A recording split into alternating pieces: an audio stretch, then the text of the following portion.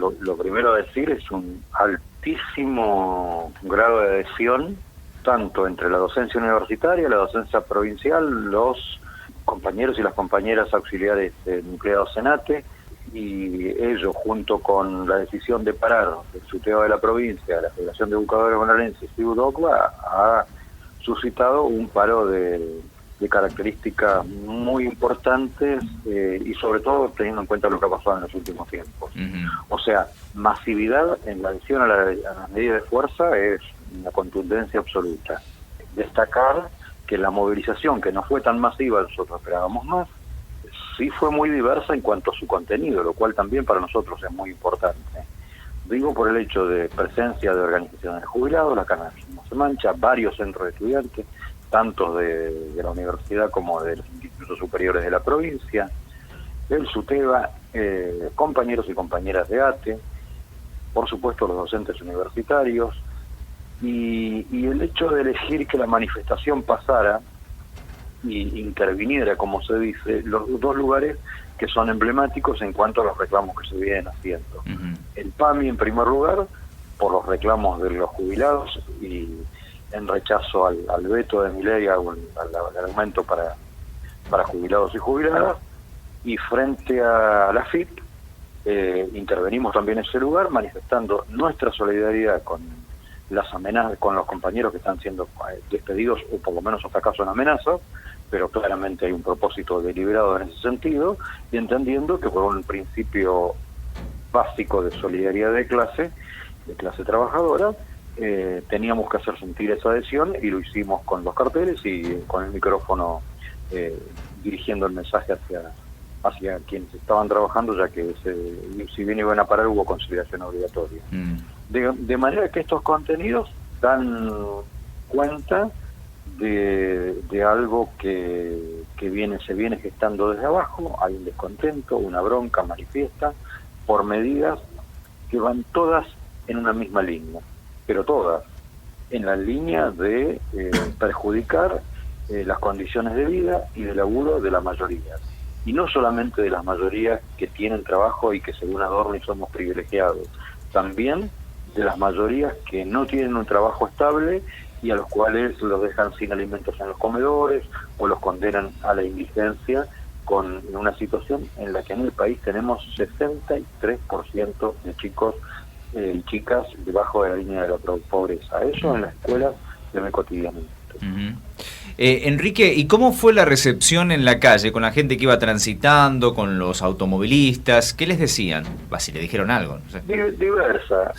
Algunas manifestaciones a favor, algunos en contra por la interrupción momentánea, porque fue muy circunstancial del tránsito. Quizás hayamos visto más manifestaciones de simpatía en la anterior movida, que fue desde las escuelas de la universidad, pero hay algo que claramente que no se puede ocultar. ¿Qué le está pasando a cada uno o cada una cuando se encuentra con los precios de los alimentos o cuando tiene que pagar las tarifas? Digo, independientemente de que haya votado en este gobierno, de que simpatice en parte con la realidad te está indicando en favor de quienes se gobiernan y a quienes se están perjudicando. Y cuando digo en favor, digo la contracara de eso, son unas cifras que lástima que ahora no las tengo, que estaba mirando ayer en los grandes grupos económicos, las grandes empresas de alimentación han multiplicado por 500 sus ganancias, las grandes empresas de alimentación, cuando todos los índices indican que el consumo ha caído en todos los rubros. Entonces uno explica, ¿cómo puede ser? Venden menos y ganan mucho más. No está ahí la política de aumento de precios, de dar vía libre a los aumentos de precios que puede explicar eso, sino cómo se explica.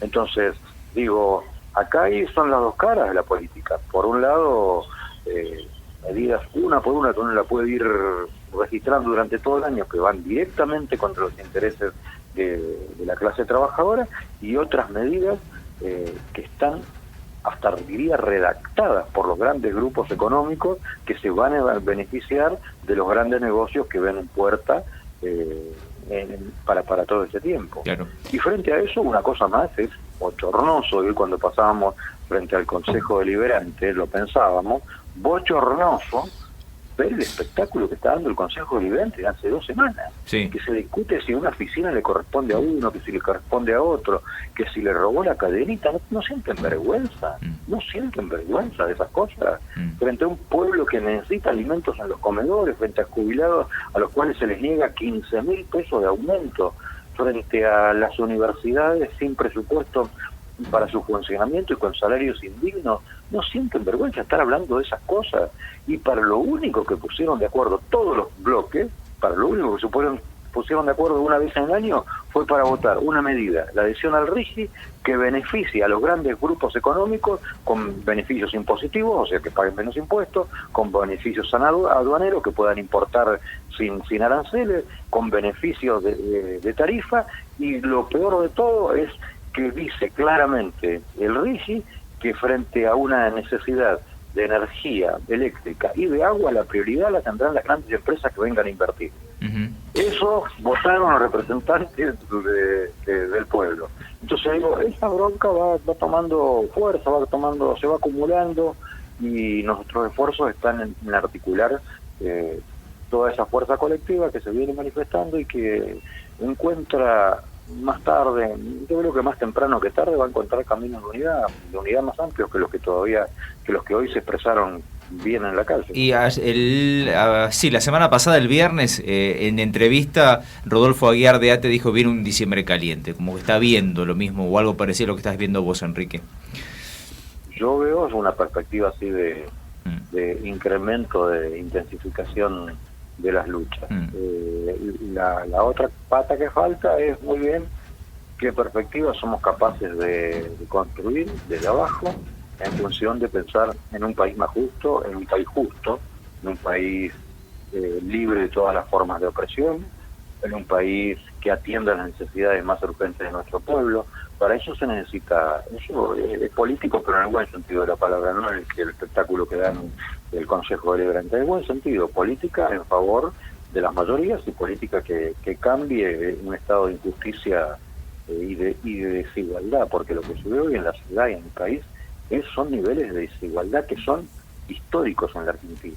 No digo que no hubiese desigualdad, ha habido, y claro. No es el último, no es este gobierno, son los anteriores, digamos, hay procesos de creciente desigualdad, pero lo que se ve en este momento es dramático, sí, es muy dramático, ¿no? Sí, efectivamente. ¿Rodrigo? Enrique, ¿qué tal? Buenas tardes. ¿Qué tal, Rodrigo? Hoy desde el gremio del transporte dijeron que recién estaban calentando motores, advirtiendo un poco lo que se podía llegar a venir. ¿Cree que puede o que se debería hacer alguna marcha en conjunto entre todos antes de fin de año? ¿Hay algo planificado? ¿Cómo viene estos últimos 2 meses? Planificado, que yo sepa, no, pero acá tengo que decirlo también, hay una ausencia notoria entre todos quienes trabajamos, que es la inacción, la pasividad y en algunos casos la claudicación de gran parte de las dirigencias sindicales, empezando por la CGT, que tiene una fuerza impresionante. La vimos en la calle cuando el 24 de enero, con, no me acuerdo, 35, 38 grados de calor, llenó las calles de Bahía. Bueno, hay una fuerza colectiva importantísima que, si se hace sentir, por lo menos le para la mano a alguno de los grandes proyectos, como le paró la mano en algún sentido parcial, pero le paró la mano a Milei la gran movilización universitaria del 23 de abril, que ahora hubo otra, ¿no? Esa movilización consiguió el objetivo de garantizar dinero para el funcionamiento de las universidades, que era el 10% del gasto total de las universidades, pero estaba en duda eso. Bueno, tuvieron que garantizarlo.